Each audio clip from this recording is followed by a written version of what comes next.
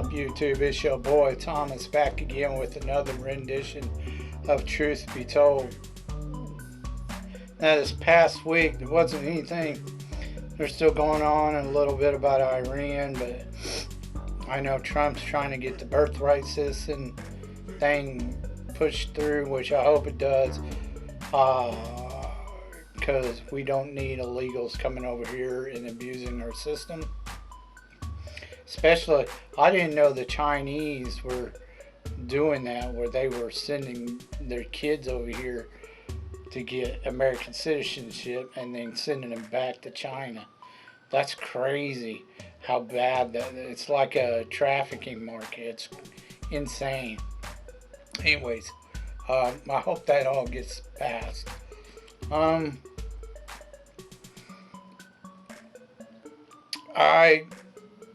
I'm about to talk about a particular movie that I just got done watching.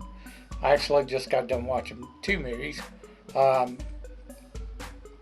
that's why I want to talk to you about this week. So as I've said before, even if you don't watch the channel regularly, and you've only seen a couple videos or you don't watch it at all, it only takes 2 seconds to hit that subscribe button. It doesn't affect you or your channel whatsoever. It just helps this channel grow. So please subscribe. Also, I have another channel. It's called Easy Does It. The link is in the About section. Check it out if you like gaming vlogs and reviews and reactions to other YouTube channels. Okay. Again, subscribe. The first one I saw is the new Mario movie, Mario Galaxy, and then I also watched that Project Hail Mary with Ryan Gosling, and I'll do a review on it next week. But for this week, we're going to talk about Mario Galaxy. Now, I have seen the first Mario movie, cartoon movie. I'd rather them do a live adaptation or action movie, but they haven't gotten around to doing that again, because the first one was pretty bad. But anyways, now I've seen a lot of people asking, is there any girl boss moments or anything like that in the movie? Yeah, there is. There's like one or two, but nothing too major. They didn't, like in the first one, they really made Princess Toadstool, and it's Princess Toadstool. I don't give a fuck what you want to change her name to. It's Princess Toadstool. It's not Peaches. Get out of here. Miss me with that bullshit. I don't know when they decide to change her name to Peach. It's fucking retarded. Anyways, I saw several reviews on this before I even watched it. I was just like, fuck, it just came out and you guys are already, YouTubers are ridiculous about that shit. Don't give them any money. Don't give them your money, but then they go spend the money to go watch it so that they can be the first to review. It's so dumb. You know, I Jack Sparrow it. I don't fucking give them my money. So they can go fuck themselves. Disney and Hollywood, until they start putting out some decent shit in it. Anyways, there's one couple in particular that watched it that I like. They're a married couple. She's a redhead. She likes to rant a lot, but she went on this temper tantrum because, oh yeah, she's all like, I'm so sick and tired of these people coming out here and saying, you know, just because a girl does one or two things, you know, that they're woke feminist leftist girl boss thing in it. I'm so tired of that shit. Well, I'm sorry to break it to you, but there was a girl boss moment in it, even if you don't like it. I really get tired of these women who claim that they're not feminists, but then they go turn around, they defend feminism. It's really annoying. But she did. And she's right to have her opinion. I don't care. But she's wrong. There is a girl boss moment in it. There's one particular scene, and this is for you guys that don't want to be spoiled if you haven't, any spoilers if you haven't watched it, because I will be putting some spoilers. You may want to skip this part. But anyways, there is one particular scene, like the very beginning, the girl, princess, at the very beginning, the Rosalie or whatever the fuck her name is. She's going around beating the shit out of this giant tank or robot or whatever. But she's got a wand, magical wand, so it makes sense. And I'm fine with it. But there's one moment, one scene, about halfway through the movie, where Princess Toadstool and Toad go to see this, he's like a gangster boss or some shit, this giant toad. I don't know. I've never seen him from the games. Like, I played up to like Super Mario World, and then I've never played any other of the newer Mario games. But anyways, she goes and sees him, right? Because she's looking for her sister, who's the other princess. Yeah, they introduced a sister in this. Anyways,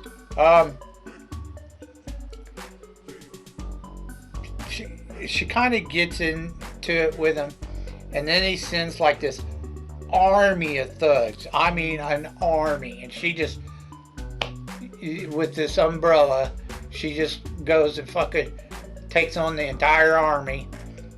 Toad does a little help, but not really that much. She pretty much kicks all their asses, and I'm just like, an entire army, and I'm just like, get the fuck out of here. But good thing is, it's like that's the only scene in the entire movie that's like that. The rest of it's decent. Now, were they all over? I've heard complaints that they were all over the place. Yeah, they were trying to introduce way too many characters in this movie, but it's a cartoon, it's a kids flick. I get it, and it worked for them. I mean, they're making bank off this movie, so the kids love it. Anyways, but yeah, they introduce a slew of characters. A crap ton of them. They introduced Fox in this movie from Star Fox, which is okay, I guess. I never was a fan of the whole Star Fox thing. He's an okay character, but they make him pretty ego-driven. I mean, they give him a big ego in this movie.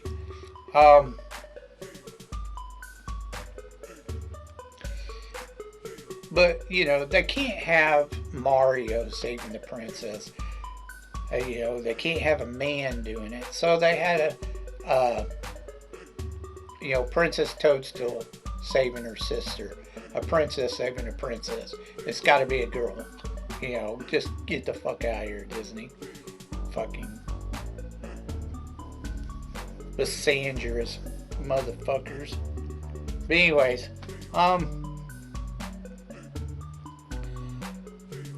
yeah, it just,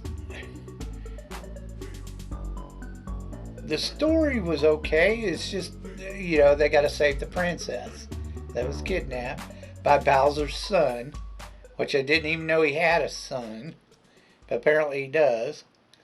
And that part of the story is, the son wants to make the daddy proud. And then, the two sisters who have been lost to each other, now they're finding each other again. And then I don't know. That's pretty much it. That's the main plot. Go save the rescue the princess. But they are all over the place in this movie. It's really fast paced. They go really fast trying to get shit done. There's no Donkey Kong in this at all. No Donkey Kong, no Donkey Kong Jr., none of that. So that's kind of strange. It was weird that they left him out. And Nintendo has a crap ton of characters they could have introduced in this movie, but they didn't. But they did introduce quite a few. They introduced the stars, the little talking stars. My favorite character, of course, in this movie was Yoshi. I liked the fact that they gave Yoshi a big part in this movie. That was cool as hell because I like Yoshi, so that's my favorite character. But anyways, overall it was okay. It was worth watching at least once for a cartoon. You know how I feel about cartoons if you've watched my channel. I'm not a big fan of cartoons, but this one was okay. I give it a thumbs up and a thumbs down. It wasn't terrible, but it wasn't that great. It was just meh. I liked the first one actually better, even though it was more girl bossy than this one. So check it out if you want. Let's get on to your B-movie reviews.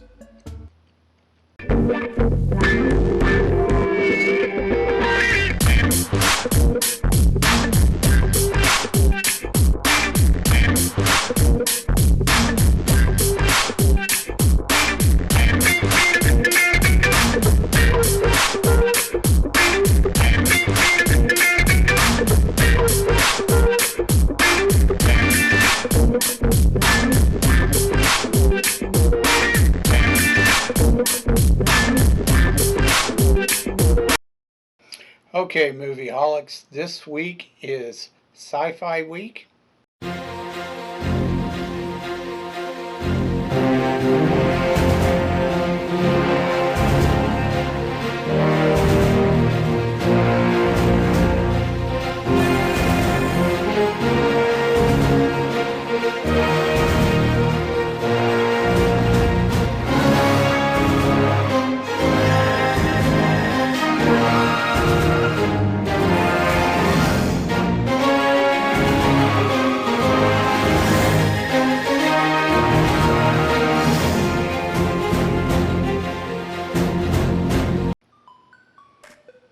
Now, I went with a couple of sci-fi horrors. I'm not real big into the whole, people are trapped in a building or area and then, there's a monster, an alien killing them off one by one. I mean, that story's been done thousands of times in movies. And it just gets really old, so I'm not really big on that. The only one that I can half-ass remember that I liked was the first Alien movie. That has that same story trope. But I know there's a crap ton of them I need to get through and review. So I went ahead and done a couple of sci-fi horrors. The first one is called Shadowzone, and it was done in 1990. There's no box office numbers because this went straight to video. It starred David Beecroft and Louise Fletcher, which you might know her from One Who Flew Over a Cuckoo's Nest. Now you have some decent actors in this movie. There's at least 3 of them that I can remember that's in it. I was kind of surprised to see him in this movie.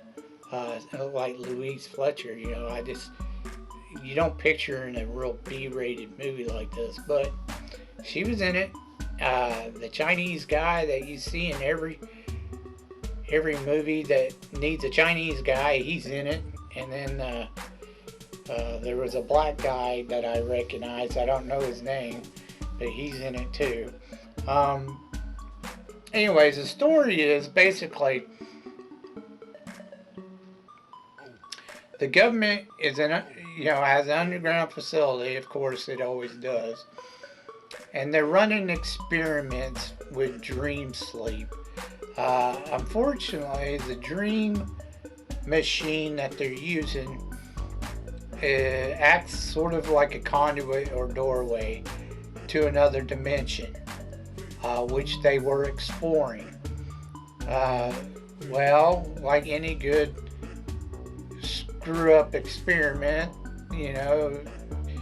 they had a malfunction. And something from the other dimension came through.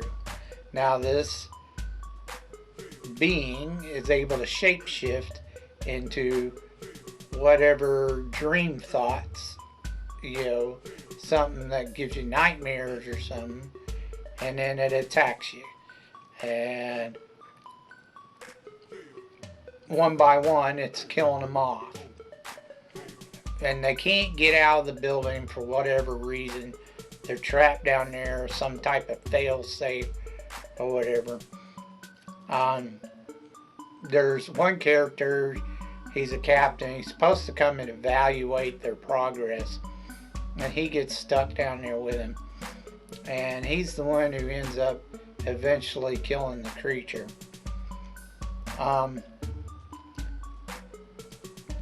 After it's killed everybody else. Now, there's one particular girl who's in a deep sleep in one of these, like cryopods. And for whatever, he's got like this major hard on for her. So he does everything throughout the movie to try to keep her safe. And then, at the end of the movie, he wakes her up. And she's all like, where is all the scientists? Because they're volunteers. The people that did it. It was a guy and this woman. The guy died. But the woman is left alive at the very end. She's like just wondering what the hell happened, blah, blah, blah. She's stark-ass nude. And he's just staring at her like, oh, it'll be okay. It's a long story. And that's the way they end the movie. I'm like, what the one of the dumbest endings I've ever seen. Anyways, fair warning, if you don't like seeing a guy's junk in a movie, then you might want to skip a scene at close to the beginning where the captain's looking into the male's cryopod, because he's stark nude too, and they show his junk. Like, they couldn't do it from the waist up. They had to show his junk. It's one thing to show a woman, but then, I don't know, it's just kind of weird that they, in an R-rated movie, they have to show this dude's junk. But whatever. It is what it is. So I just wanted to warn you that there is a scene where you see his junk. Anyways, this movie, you had a couple of decent actors in it, but the other actors were terrible. Like the captain and a couple of the others. Oh, you'll recognize the cook too. Big old chick. I recognized her too. But like I said, you had some decent actors in there, but then they piled them up with like 3 or 4 god-awful actors. It was weird. I didn't like the movie. I thought the movie sucked, to be honest, even though they had decent P actors. I give it 2 thumbs down. I didn't like it. I usually like full moon stuff, even if it's B-rated, but I didn't care for this one. It was a terrible movie. I didn't care for it. You might. Check it out if you want. Okay, moving on. The next one I watched was a movie called Phantoms. And it was done in 1998. and it made about 6 million worldwide. It didn't really do very good. It stars Ben Affleck and Rose McGowan. Now I'm gonna tell you right now, I saw Ben Affleck and I was like, is that really him? Oh my gosh. I mean, he's super young looking. He looks like a little boy. But you look at him now and you're just like, what the fuck happened to that motherfucker? Drugs. You know what I'm saying? Just, he looks terrible now compared to what he looked back then. Anyways, the story is, you have these two girls. They're coming to visit, I'm guessing, if I remember right, it's their mother who lives in this town. When they get there, they find that the town is deserted. There's literally no one in this fucking town. When they get to the mother's house, she's dead. And she looks like she died of some kind of disease or something. She's got weird markings all over her eyes, are real pale. Well, they can't find anyone in town, so they go to the sheriff's office. And then the sheriff shows up with two deputies and, starts interrogating them. And they're all like, we're trying to find out what's going on, blah, blah, blah. He realizes that something strange is going on. So, for whatever reason, they want to go to this motel or this inn. They go there to find clues for whatever reason. I don't remember what it was. But anyway, they do find a clue. It says something about,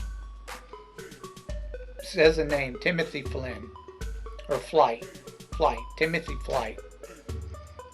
Who happens to be like this Arthur, who likes to write stuff about people disappearing, like whole towns, whole massive groups of people. Well, the sheriff makes some radio call and mentions his name, and that's how the word gets out about him. So the government sends FBI to go pick him up and bring him to this town. The army's already there. They've already surrounded the town and done reconnaissance and shit like that. They tell him they don't tell him what's going on until they get to the town and say your name was specifically mentioned. So the sheriff and his two deputies, which both end up getting whacked pretty quickly and early on. Through most of this movie,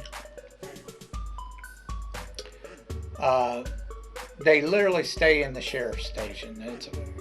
They go to a couple other places, but not many. Anyways, they find out this creature, or whatever it is,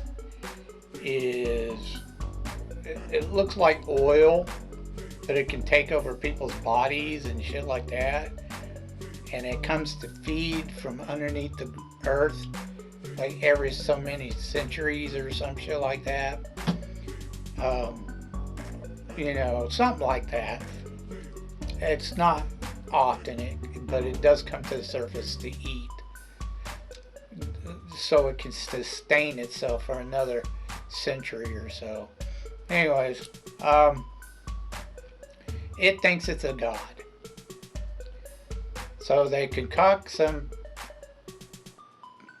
virus or something for it. Isn't it always a virus? The virus is what kills the enemy. So they pump it full of this virus to kill it, supposedly. And that's the end of the movie. The only ones that survive is Ben Affleck, the two girls, and the Arthur, guy. Anyway, Peter O'Toole is who plays that part. They only do, through most of this movie, they're literally in the sheriff's office. You have one small scene where they show like the length of this sewer tunnel. You have a scene for like 2 minutes in the church. You have like a scene or two, real small, like a minute apiece, inside the mobile laboratory that the army brought. And then you spend a few minutes at the beginning of the movie in the hotel. Oh, and maybe 30 seconds at the girls' mama's house. But like I said, the vast majority of this movie, it's all shot in the sheriff's office.